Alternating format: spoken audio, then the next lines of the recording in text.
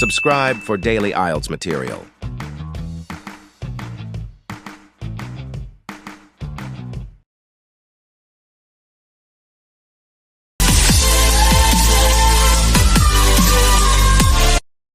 The test is in 4-part, Part 1, Part 2, Part 3, and Part 4. Now look at Part 1. Part 1. You will hear a conversation between an international student and the accommodation department. You have 30 seconds to look at questions 1 to 3.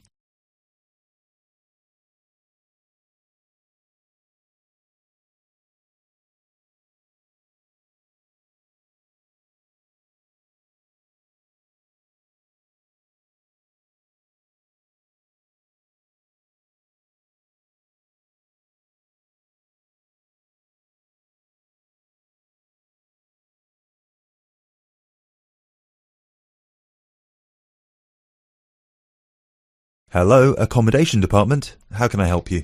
Do you look after accommodation for international students? Yes, we look after accommodation for all the students. Good. I hope you can help me then. I've only just been accepted onto a postgraduate course, and I want to know if there is any accommodation available from this September. I know it's very short notice. Yes, it is rather late, but I'm sure we'll be able to find you something. First of all, can you give me your name and student number so that I can find you on the system? Sure. My name is Maria Teresa Gonzalez. Maria Teresa Gonzalez. How do you spell that? Gonzalez.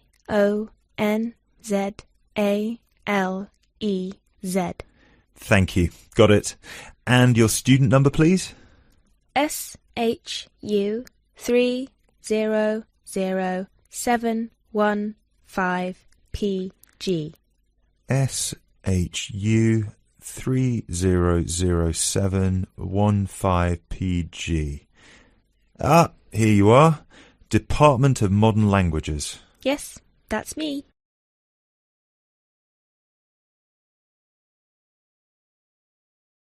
You now have 30 seconds to look at questions 4 to 10.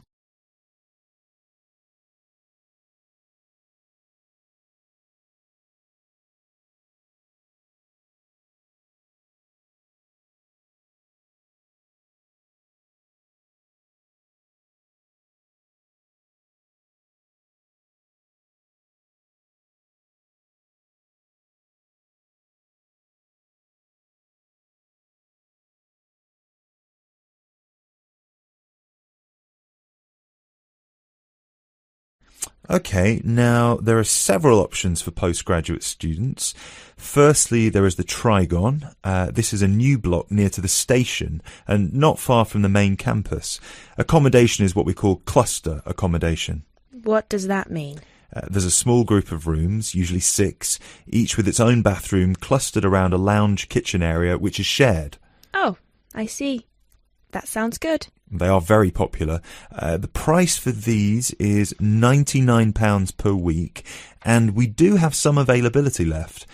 However, for postgraduate students, there are other options. And what are they? There's another apartment block called The Cube, located near the west gate of the campus. Accommodation there is in 1 or 2 bedroom self-contained flats.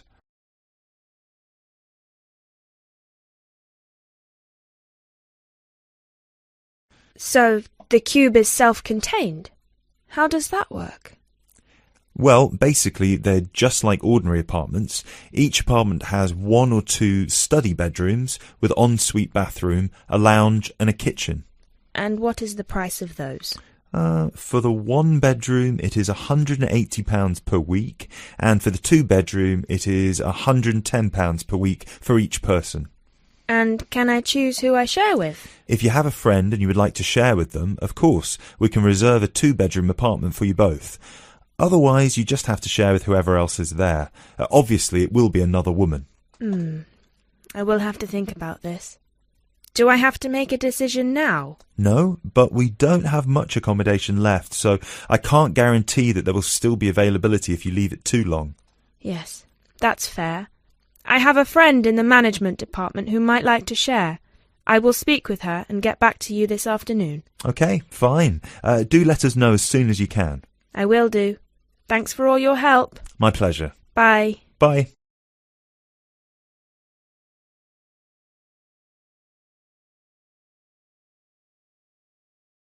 That is the end of part 1. You now have half a minute to check your answers.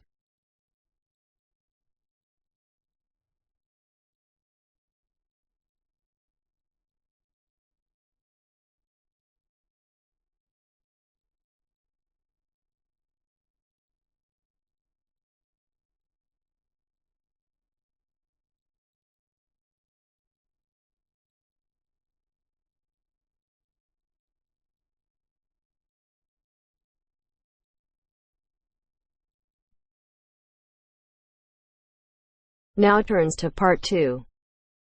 Part 2. You will hear a conversation between a radio presenter and an author. You have 30 seconds to look at questions 11 to 14.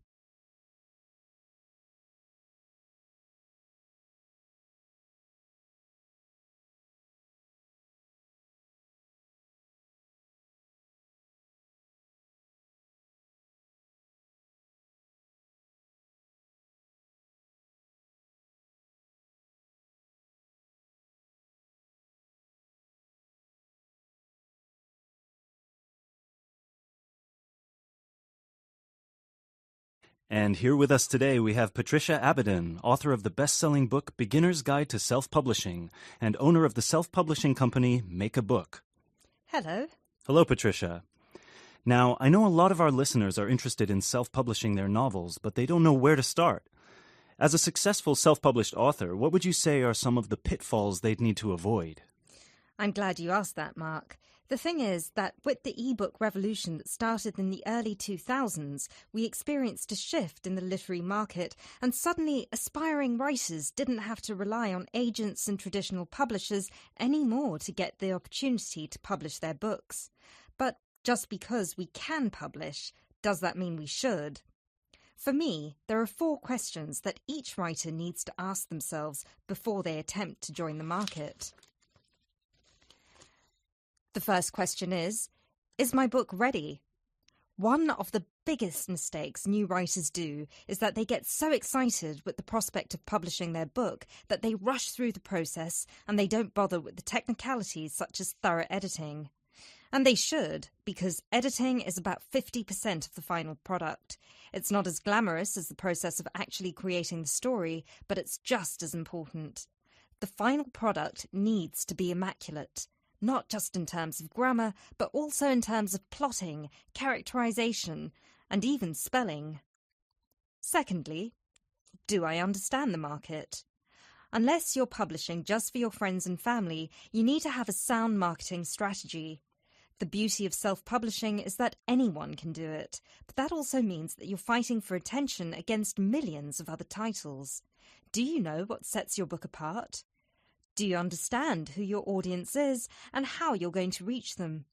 Do you have a solid presence in social media? In general, do you know how you're going to sell the book to people? The third question, and I hope I don't sound too pragmatic, is, have I worked out how much money I'm willing to spend? This extends beyond the cost of self-publishing itself, obviously. There's the cost of advertising, the cost of proofreading and copy editing, the cost of giving away free copies to reviewers, and let's not forget the cost of a professionally done cover. The truth is that the more you see your book as an investment, the more of a return you're going to get. But either way, you need to know what your available funds are. And the final thing is something most writers overlook, but it's just as important as the other 3. Have I started my next project yet? Remember, one book is never going to make you rich, and it's never going to make you famous. If you want to succeed, you need to keep writing and keep publishing as many books as you can. That's how you build an audience, and how you get your book to the top of the charts.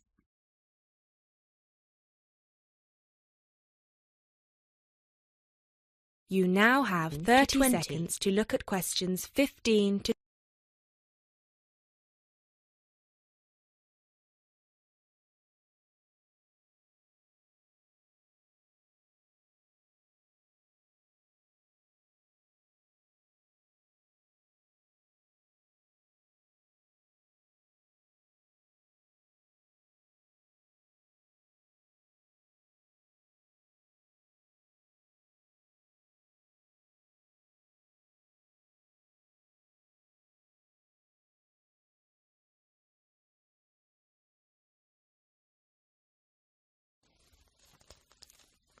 Thank you, Patricia. So tell us, how did you do it?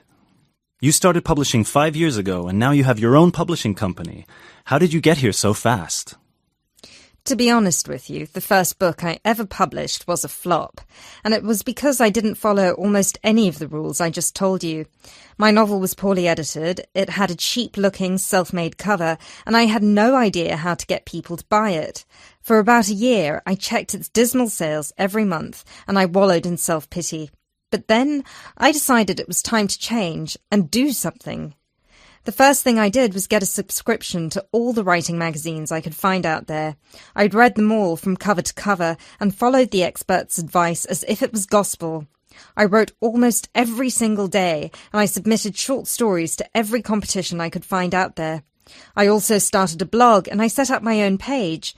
Over time, I started building a name for myself and a solid fan base. I didn't want to be associated with my first book, so I decided to publish my next book under a different name. This time I sought professional help with editing, and I spent months working on it until it was ready. I also sought the advice of friends who worked in marketing and tech-savvy friends who helped me come up with a marketing plan. Since I already had a platform, my website and my social media pages, it was much easier to reach the people who would be interested in reading my book. And of course, while all of this was happening, I was also in the middle of my next novel, which I planned to have ready for editing by the time the previous one was out.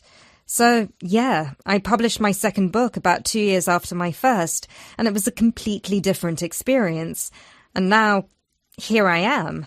Thank you very much, Patricia. I'm sure our listeners have been inspired by your story.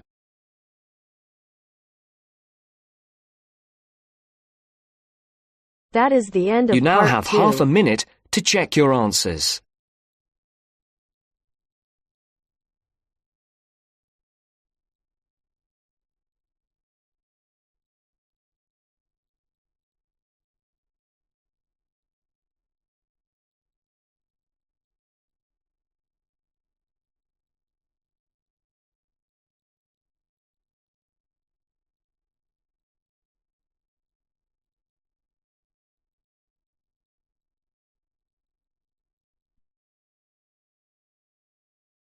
Now turns to part 3. You will hear a conversation 3. between a research student, Jeremy, and his supervisor. They are talking about the process of having a research project published in a journal. First, you have some time to look at questions 21 to 25.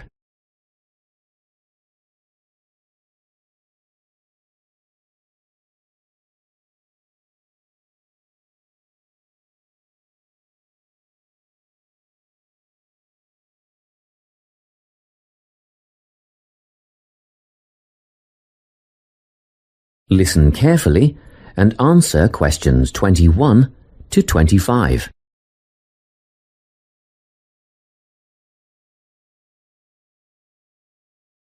So, you're nearly ready to submit your article to an academic journal, are you? Yes, I think so.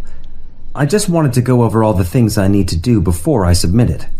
And then I wanted to go over the submission process with you. Great. So, firstly, you need to write an abstract. Make sure it's short and concise. Of course. I forgot all about that. And what about key words?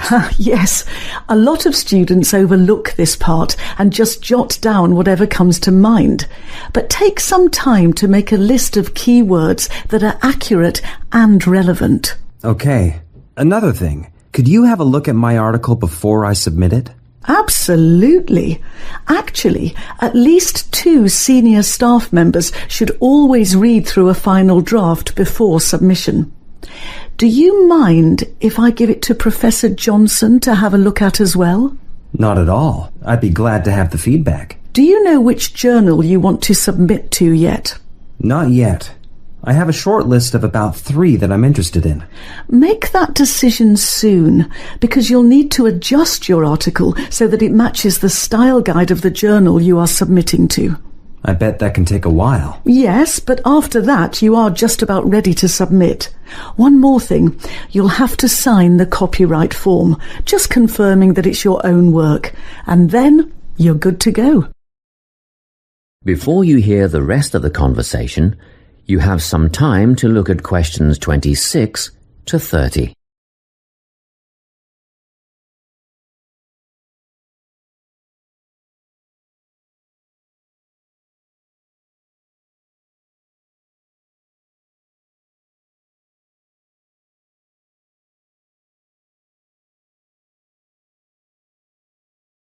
Now listen and answer questions 26 to 30. Now, the submission process. How does it work exactly? Well, the first thing is to just send it off. You've got to send in the manuscript before anything else can happen. Sure. And then should I call to check if they have received it? No need for that, no. All you have to do is just log on to your email regularly because you will get a submission confirmation once they have processed the manuscript. And that will have comments on what they thought of it? No comments yet.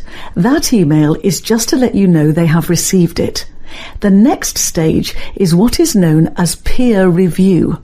This is when experts in the field review your manuscript and decide whether to accept it. They'll never accept me. I'm only a master's student. Don't worry about that, Jeremy. It's all done through a double-blind method. That means that whoever reads your manuscript has no idea whether you are a grad student or a Nobel Prize laureate. They'll only be judging your work, not you. Well, that's good to hear. And then what, once they've made their decision? Well, there are 4 possible outcomes. You might get an acceptance, but a first-off acceptance is very, very rare. Don't pin your hopes on it. You could also get a rejection, but these don't happen very often either. I don't think this will be a problem. What do you think I'll get? If you're very lucky, you'll get a conditional acceptance. This means that they've accepted the article and it will be published, but you need to tweak a few things first. A sentence here, a heading there, nothing major. That sounds good. But to be honest, you will probably end up with a revise and resubmit.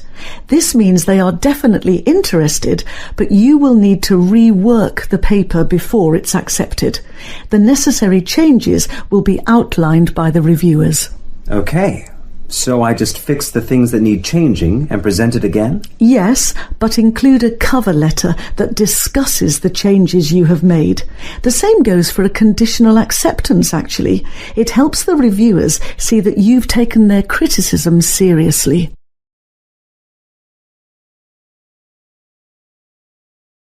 That is the end You now of have part half 3. a minute to check your answers.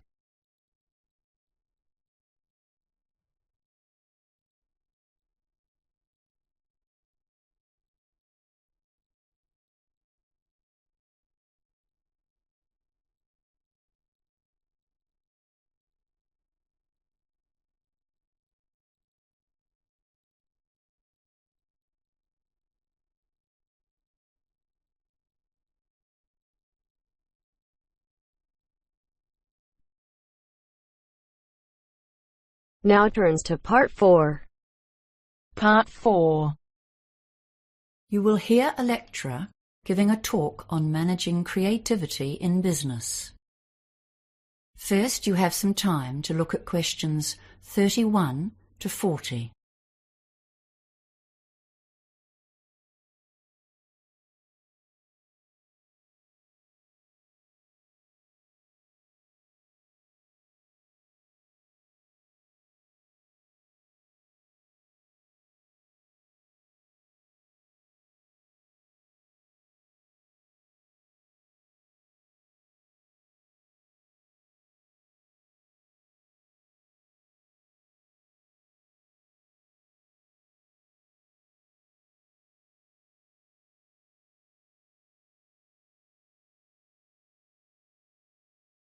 Now listen carefully and answer questions 31 to 40. Hello, everyone. The topic of today's management lecture is managing creativity in your business. And believe me, this is one of the toughest tasks that any manager has to face. How do you lead and control the staff whose job it is to create new business and product ideas for you? They are the ones full of creativity and imagination, so they need to have a lot of freedom. After all, they are the people who are paid to come up with new ideas. Controlling staff who are at the forefront of innovation will be one of your most challenging tasks. After all, creativity implies freedom of thought and action. Management styles used to be different, especially in manufacturing. In the factory, staff would be told what to do and how to do it, with a watchful eye kept on them. In that setting, standardization was important for efficiency and product quality. Work could be exceptionally boring, and there was no place for individuality. Now, of course, robots have taken over many of the exacting repetitive tasks. Nowadays, we employ far more people to generate business than to manufacture products. It's very competitive out there. Innovation. That's what our modern consumer craves. Successful companies have got the message. We need lots of new ideas. And now we employ bright young minds to come up with them. However, these ideas have to be implemented to make a change to our profits. So we have to find staff with entrepreneurial flair and be ready to listen to them and support them to follow through on their ideas. We need to supervise without stemming the flow of ideas or sending the brightest minds to work for the opposition. Creative people won't welcome us always looking over their shoulder and checking up on what they are doing. One of the most common ways that management handles this problem of keeping people working along company lines is by establishing achievement targets, like money earned, products developed, or clients gained. These targets are a useful guideline, but they have a downside. Young, enthusiastic staff will be very keen to meet these targets, and some of them might potentially use illegal means or behave unethically in order to meet requirements. For example, by offering bribes to gain sales, or making their sales numbers or earnings look higher than they are, or even threatening or criticizing other staff to get a job completed. Achievement targets are often linked directly to performance bonuses, and this can make a bad situation worse. So as you can see, the standard management techniques can create inherent problems both for the individual and for the company. More recent theorists suggest new tactics for managers. Robert Simons, writing in the Harvard Business Review, has added some new concepts to the thorny problem of encouraging creativity while maintaining a viable business. He suggests 3 control levers to assist in getting positive creative contributions from the workforce. Remember, this is the point. We want creativity, wild, vibrant creativity to compete in the marketplace. Yet we must be careful to keep people on track, sticking to our core business and maintaining the company's reputation. The first of his levers is getting the workers actively involved in the central ethos of the business. One of the most common ways to do this is to create a mission statement. But along with that, many businesses have some kind of motto, which summarizes their key idea. For example, the most durable tools in the world, or perhaps the customer comes first. Whatever it is, you'll want your bright minds to believe it and act on it. So Robert Simons suggests that it should be developed with staff input, letting them feel like part of the operation. After all, their jobs depend on it. A second lever was once described by Charles Christensen, professor at Harvard Business School, as the power of negative thinking. You can't continually instruct your creative minds on what they should do. They are meant to be inventing, leading, not following, and telling them what to do is counterproductive. But you can tell them what not to do, which potential products are not related to the company's objectives, or which strategies or behaviors are unacceptable. This is a tactical ploy to maintain the company's integrity It's absolutely vital to establish boundaries to assist in controlling innovation without suppressing it. The third lever is basically sitting down with your crew to share ideas about the business. As manager, your duty is to stay abreast of the external factors, such as who's competing in your market, how well is the company doing this month, and are you losing or gaining money? Is there some new product seducing your customers? This lever is called interactive control. This means you talk to your innovators and communicate honestly and clearly about your perceptions of what's happening in the market. You encourage them to share their ideas and make plans together